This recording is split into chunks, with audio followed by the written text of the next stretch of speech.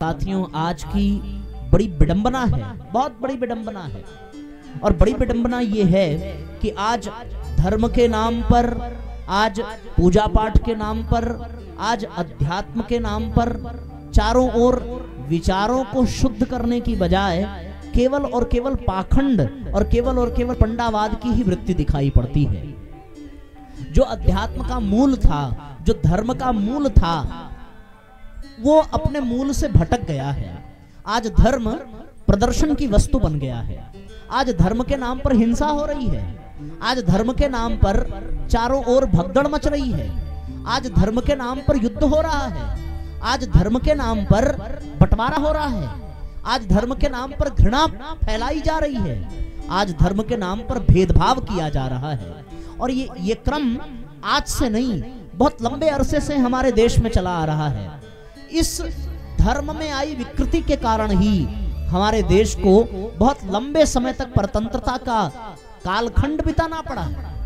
क्यों? क्योंकि वो धर्म के मूल से हट गए थे, अध्यात्म के मूल से विगलित हो गए थे, और इसी कारण वो अध्यात्म को समझ न सके, धर्म को समझ न सके। धर्म बांटता नहीं है, धर्म जोड़ता है। अध्यात्म हमें श्रेष्ठ सद्विचार प्रदान करता है। पर आज स्थिति यह है साथियों, मंदिरों में जाएं, हम कभी किसी तीर्थ यात्रा पर जाएं, तो वहां जाकर के हमारे विचार और भी अधिक खिन्न हो जाते हैं। वहां की व्यवस्थाओं को देख करके, वहां की परंपराओं को देख करके, वहां के नीति नियमों को देख करके हर तरफ केवल और केवल पाखंड की ही दृष्टि देखने को मिलती है। जितने भी पंडित हैं, जितने भी पुजारी हैं, जितने भी मठाधीश हैं, उनकी दृष्टि केवल धन पर रहती है कि हम क्या करें कि अधिक से अधिक जो श्रद्धालु आए हैं, जो भक्तजन आए हैं, उनसे अधिक धन प्राप्त हो सके, अधिक से अधिक दक्षिणा प्राप्त हो सके। उनको धार्मिक भावना से ओतप्रोत करने का विचार समाप्त हो गया। मंदिरों में और ऐसे ऐसे कथाओं में, कीर्तनों में जो हमारे विचारों को शुद्ध करने का आधार बन सकते थे, उन कथा कीर्तनों में भी विकृति आती चली गई। कीर्तनों में भी ऐसे ऐसे भजनों का निर्माण हुआ जो हमारी विचारों को, हमारे भावनाओं को शुद्ध करने की बजाय हमारे भावनाओं को संकीर्ण करते जा रहे हैं, हमारे विचारों को संकीर्ण करते जा रहे हैं। आज हम भजनों में भी केवल सुख और संपत्ति की ही याचना भगवान से करते हैं। अगर हम गहराई से चिंतन करके देखें तो जब हम लोग, मेरा किसी भजन से कोई द्वेष नहीं है, कोई दुर्भाव नहीं है, न किसी भजन बनाने वाले से कोई बैर है, पर अगर हम लोग विवेक पूर्वक देखें तो हमें ऐसा प्रतीत होगा कि भजनों में जो भक्ति की भावना होनी चाहिए थी, जो विचारों की श्रेष्ठता होनी चाहिए थी, वो समाप्त हो गई है। उदाहरण के तौर पर जैसे हम लोग आरती गाते हैं, ओम जय जगदीश हरे, उस आरती में एक दो पंक्तियां मुझे बहुत खटकती हैं। ऐसे पूरी आरती जिन्होंने बनाई होगी, बहुत श्रद्धा से बनाई होगी, लोग बहुत श्रद्धा से गाते भी हैं, लोग इसका गायन भी करते हैं, और जिसकी श्रद्धा इसमें है उसकी श्रद्धा को ठेस पहुंचाने का भाव नहीं है। लेकिन अगर इस आरती में हम लोग ये सुने, गुनगुनाइए और गुनगुना करके आप देखिए, एक पंक्ति है इस आरती में, क्या है? सुख संपत्ति घर आवे, कष्ट मिटे तन का। अब ये विचार करने वाली पंक्ति है। भगवान से सुख मांगने की आवश्यकता नहीं है, भगवान से संपत्ति मांगने की आवश्यकता नहीं है। अगर भगवान से संपत्ति मांगने की आवश्यकता है तो फिर गोस्वामी जी ने एक बात लिखी कि जहां सुमति तहां संपत्ति नाना, और जहां कुमति तहां विपत्ति निदाना। तो संपत्ति मांगना उचित होगा या सुमति मांगना उचित होगा? सुख सुमति ये मांगा जाता तो शायद अच्छा होता। अब गायत्री माता की आरती आप उठाइए और गायत्री माता की आप आरती गा करके देखिए, उसमें कौन से विचार हैं, उसमें कौन सी भावना है? उसमें भाव ये आता है, काम क्रोध मद लोभ द्वेष, दुर्भाव द्वेष हरिये, शुद्ध बुद्धि निष्पाप हृदय, मन को पवित्र करिए। अब ये तुलना करके देखना चाहिए और विवेक के आधार पर तुलना करके देखना चाहिए। मन की पवित्रता मांगना श्रेष्ठ है, द्वेष दुर्भावनाओं से मुक्ति की याचना करना श्रेष्ठ है, या सुख संपत्ति को मांगना श्रेष्ठ है? आप विचार करके देखिए, जिनके यहां संपत्ति है शराब वही तो पी रहे हैं, जिनके यहां संपत्ति है नशा वही तो कर रहे हैं, जिनके यहां संपत्ति है वेश्यालय में वही तो जा रहे हैं, जिनके यहां संपत्ति है बड़े बड़े अस्पतालों में उनको ही देखा और पाया जा रहा है। क्यों? संपत्ति मांगी सो मिला, पर सुमति कहां मांगी? सुख मांगते हैं कि सुख चाहिए, पर कष्ट मिटे तन का, ये विरोधाभास हो जाता है। अगर तन के कष्ट के मिट जाने से सुख आता तो इसका मतलब ये था कि खेत में खटने वाला किसान कभी सुखी नहीं हो सकता, क्योंकि उसके तन को तो कष्ट मिल रहा है ना। धूप में खटने वाला मजदूर कभी सुखी नहीं हो सकता, पर जो नींद आराम की और गहरी नींद किसी किसान को आ सकती है, किसी मजदूर को आ सकती है, वो गहरी नींद किसी पैसे वाले को नहीं आ सकती। उसके शरीर में नाना प्रकार के रोग होंगे, संपत्ति है, पद प्रतिष्ठा है, लेकिन रोग भी खूब है, इसमें कोई दो राय नहीं है। पर मजदूरों के शरीर में आपको रोग नहीं मिलेगा, किसानों के शरीर में रोग नहीं मिलेगा। क्यों? क्योंकि वो खेतों में पसीना बहा रहे हैं। सुख कहां से आएगा? तन को कष्ट देने से सुख आएगा। पहले की माताएं जब अपने हाथ से अनाज पीसती थी तब उनका शरीर रोगी था, या आज पीसा पिसाया अनाज आ रहा है तब?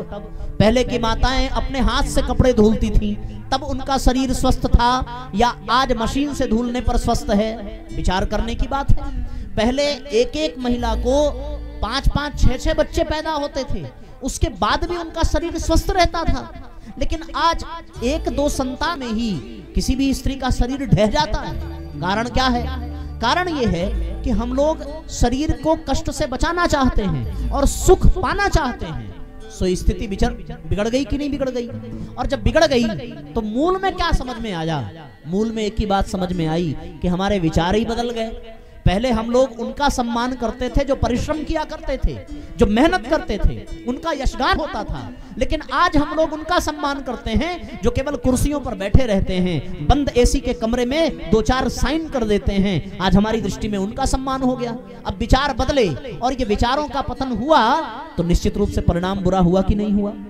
इन विचारों का पतन तब न होता जब हमारे पास कथाओं में, कीर्तनों में हम कुछ श्रेष्ठ विचारों को प्राप्त करते, पर स्थिति बड़ी गंभीर है। आज कथाओं में यह कहा जाता है कि हम चाहे जो करें, लेकिन गंगा जी में एक बार डुबकी लगा लें तो जीवन पर्यंत पाप से मुक्ति मिल जाती है। और शायद यही विचार, यही भावनाएं 65 करोड़ से भी अधिक लोगों को कुंभ में नहाने पर विवश कर देती हैं। वो जा रहे हैं केवल इसलिए कि एक बार चले गए तो जितना पीछे किया था वो सब धुल जाएगा। पर एक संत कहते हैं कि अगर वो गंगा जी पाप धो देती हैं तो फिर वही गंगा जी बहकर सागर में भी तो जा रही हैं। वही सागर भाप बनकर के बादलों को दे रहा है और वही बादल फिर हमारे आंगन में आके बरस रहे हैं। तो फिर बरसा तो वो पाप ही जो हम गंगा जी में नहा करके आए थे। अगर विचारों की दृष्टि से देखा जाए तो फिर आदमी अपने विचारों के कारण ही सन्मार्ग पर नहीं चल पाता। उसे लगता है कि हम चाहे नीति पूर्वक धन कमावें या अनीति पूर्वक धन कमावें, अगर हमने वास्तु के हिसाब से घर बनाया तो हमारे घर में कभी क्लेश नहीं होगा। वो सोचें कि हम भले बेईमानी से धन लूट करके आवें, लेकिन अगर हमने ये रत्न पहन लिए, ये अंगूठी पहन ली, ये पूजा करा लिया, ये जन्म कुंडली बनवा ली, ये रुद्राभिषेक करा लिया, तो हमारे सारे ग्रह खत्म हो जाएंगे। कुंडली में सुन लिया कि आपके सिर के ऊपर चंद्रमा मंडरा रहा है, अब चंद्रमा को शांत करने के लिए बार बार नाना प्रकार की पूजाएं करना। पर जरा विचार करके देखो, हमारे सिर के ऊपर चंद्रमा मंडराने लगा तो हम ज्योतिषों के चक्कर काटने लगे, मंदिरों के चक्कर काटने लगे। पर जिनका चक्कर काट रहे हैं उनके सिर पर पहले से ही चंद्रमा विद्यमान है। शंकर भगवान अपने सिर पर चंद्रमा को लेकर के टहल रहे हैं, उनका कुछ नहीं हुआ। और हमारे जीवन में चंद्रमा के सिर पर आ जाने से इतना बवाल फैल गया। ये साथियों क्या है? ये केवल और केवल विचारों की निकृष्टता है। हम अपने विचारों को श्रेष्ठ बना नहीं पाए, विचारों को शुद्ध बना नहीं पाए।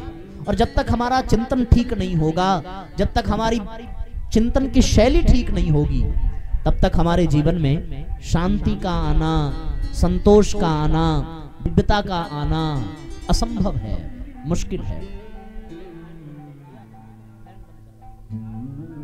इसलिए साथियों, जीवन में इस पर विचार करने की आवश्यकता है, क्योंकि जब तक चिंतन ठीक नहीं होगा तब तक हम कितना भी कथा सुने, कितना भी मंदिर में जाएं, कितना भी पूजा पाठ करें, कितना भी लोगों के बीच में टहलें, कोई लाभ मिलने वाला नहीं है।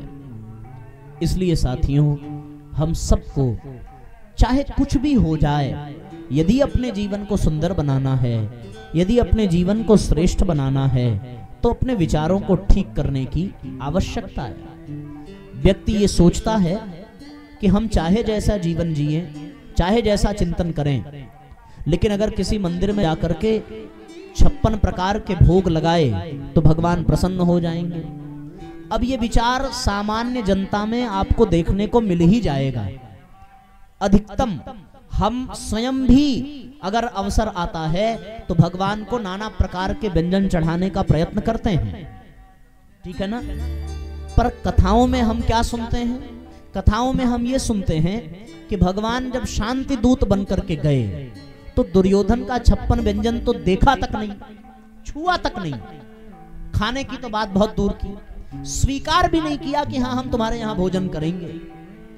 और भगवान कहाँ जाते हैं खाने के लिए? विदुर के यहाँ जाते हैं। विदुर के यहाँ 56 भोग नहीं है, केले का छिलका खा करके संतुष्ट हो गए। सुग्रीव के राजमहल में भगवान ने भोजन नहीं किया, अपने मित्र निषाद राज के यहाँ भोजन किया नहीं। अगर खाया कुछ तो कहाँ खाया? शबरी की कुटिया में खाया। कारण क्या है? कारण ये है कि हमें अपने जीवन में अगर कर्म अच्छे नहीं हैं, चिंतन अच्छे नहीं हैं, तो क्या भगवान को कभी 56 भोग हमारे रिझा सकते हैं? कभी नहीं। दुर्योधन ने तो प्रयत्न करके देख लिया, दुर्योधन को कोई जरा सा भी लाभ मिला भगवान का? भगवान की कृपा मिली? रत्ती भर भी नहीं मिला। और मार्ग अंत में वो असह्य पीड़ा को प्राप्त हुआ। जबकि दुर्योधन भगवान कृष्ण का रिश्तेदार है। भगवान कृष्ण के पुत्र से दुर्योधन के पुत्री के विवाह की कथा है, तो प्रभु दुर्योधन के समधी कहलाएंगे, ऐसी उनकी रिश्तेदारी है। और इस रिश्तेदारी में 56 भोग प्रभु को रास नहीं आया। हम लोगों ने भजन सुना है ना, दुर्योधन के मेवा त्यागे, शाक विदुर घर खाई, हो सबसे ऊंची प्रेम सगाई। अब अगर ऐसी मान्यता है कि भगवान 56 भोग से प्रसन्न होंगे, तो या तो ये कथा झूठी है या फिर हमारी मान्यता, हमारे विचार गलत है। तो शास्त्रों में वर्णित कथा तो झूठी हो नहीं सकती। निश्चित रूप से हमारे अपने विचार ही गलत सिद्ध होते हैं। फिर लोगों को ये लगता है कि मंदिरों में जाएंगे, भगवान के भजन गाएंगे, भगवान की स्तुति करेंगे, बड़े बड़े मंत्रों का उच्चारण करेंगे, भगवान की प्रशंसा करेंगे, तो भगवान प्रसन्न हो जाएंगे। ऐसा है ना। शूर्पणखा भी भगवान के पास आई थी, उसने भगवान को गाली थोड़ी दिया था। वो तो ये कह रही है कि तुम सम पुरुष नमो सम नारी, कि आपके जैसा इस संसार में पुरुष नहीं है। प्रशंसा ही कर रही है, पर भगवान शूर्पणखा की ओर देखते तक नहीं है। सीतई चितई कही प्रभु बाता, सीता जी की ओर देखते हैं और शूर्पणखा को जवाब देते हैं। लेकिन गोपियों ने कभी भगवान की प्रशंसा की क्या? आप विचार करके देखो। गोपियों ने भगवान की बचपन में थे तो शिकायत यशोदा मैया से, बड़े हुए तो शिकायत राधा रानी से, केवल शिकायत ही शिकायत। कभी कोई स्तुति नहीं की, कभी कोई चुगली नहीं की, शिकायत ही की है गोपियों ने। उसके बाद भी गोपियों के इशारे पर भगवान नृत्य करते हैं।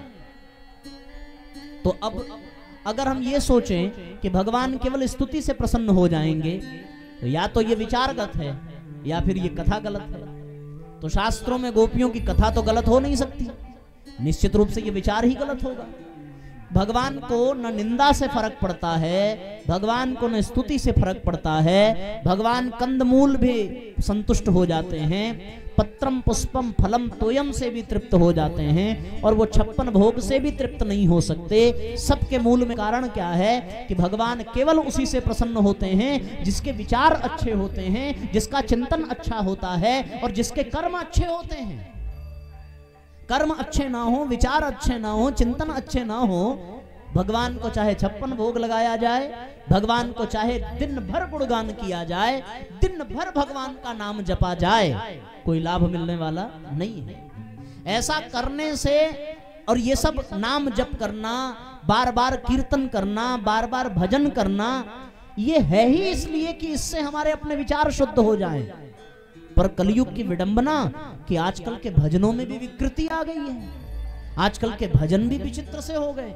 अब जो शुद्ध सात्विक भजन थे, वो भजन जो मीराबाई ने गाया, वो भजन जो सूरदास ने बनाया, वो चौपाइयां जो कबीरदास और तुलसीदास ने लिखी, हम उसको जानते तक नहीं हैं। ऐसा भजन जिसपे हम नाच सकें, जिसपे हम कूद सकें, जिसपे हम उछल कूद कर सकें, वो भजन ही हमें भाने लगे और वो हमारे विचारों को गलत दिशा की ओर ले जाने लगे। ये सोचो जरा।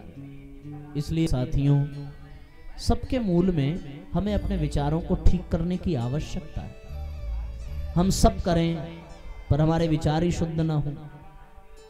सारे शास्त्र, सारे पुराण जितने भी हैं हमारे भारतीय संस्कृति में, अपनी अज्ञानता के कारण यदि उनको सुना जाए, पढ़ा जाए, तो और उलझन ही पैदा होते हैं।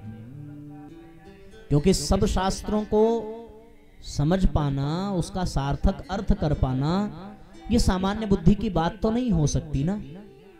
इसीलिए तो इन कथाओं को किसी श्रेष्ठ वक्ता के द्वारा, किसी योग्य संत के द्वारा सुनने का विधान बनाया गया है। अन्यथा व्यक्ति स्वयं से पढ़ लेता। बड़े बड़े कथाओं के आयोजन, बड़े बड़े कथावाचकों को बुलाना, इतना खर्च करना, इतना परिश्रम करना, इसकी आवश्यकता ही क्या होती? तो इन कथाओं को खुद से सुना नहीं जा सकता, खुद से पढ़ा नहीं जा सकता, खुद से समझा नहीं जा सकता। उसका कारण यह है कि हमारी पात्रता उतनी नहीं है, हमारी योग्यता इतनी नहीं है।